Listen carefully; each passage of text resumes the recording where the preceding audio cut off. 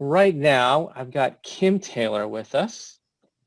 And Kim is the accounting manager for Hocheim Farm Mutual sorry, here in Texas. And they've been using Flexi for about 3 years. Welcome, Kim, to the conference. So I invited Kim on because they are migrating to the cloud. They're kind of towards the tail end of that process, and just wanted to have Kim on to have kind of this sit-down conversation in front of everybody so that others that are considering moving to the cloud can hear about her experience. So Kim, tell us or tell everybody a little bit about what led up to your decision to move to the cloud. Well, the cloud had always been part of our future disaster recovery plan. We've maintained our own servers at a remote, secure location, and that would work well. But COVID coming and the potential of having all of our employees work remotely really brought that discussion back to the forefront. We were prepared for our employees to work from home. A lot of them already did. Roughly about 40% were already working from home. But if everyone is logging in remotely, things slow down with so much traffic on the internet. But being in the cloud would allow our employees to log in direct instead of remote logging into our servers. IT resources and security were also considerations. Moving to the cloud would take all of that off our plate, allowing IT to concentrate on other projects. And then equally important to us is cost. We did a cost comparison and found out that it wouldn't cost us any more to be on the cloud than we were currently paying. So all of that together, and then I sat in on a Flexi webinar on the cloud. They were offering a special, and I just thought, now's the time. I'm going to jump in feet first. Great. That was so when you guys made that decision, was it in the spring or in the summer? Oh gosh, probably early spring. Yeah, okay. And then since then you guys have started the whole cloud project and the migration of data. What was it like?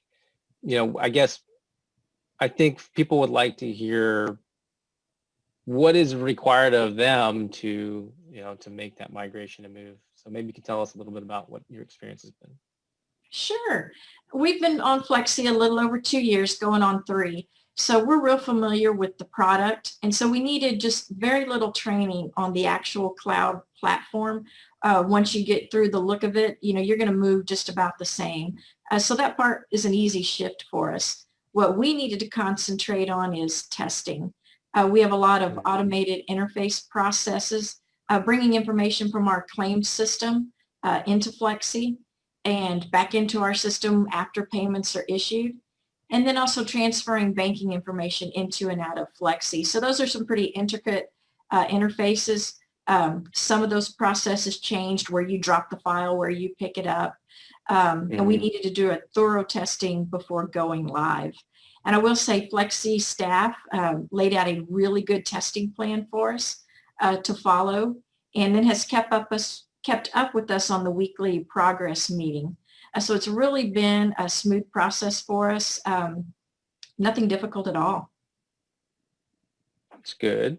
I mean, it sounds like, and from what I've heard from others as well, is the migration of the data is pretty simple and all that. But you got to map out where all your integrations are and really test that, because that's the biggest change, is the fact that you're no longer on premises, and so the connections are different. Yes, the logging on is simple.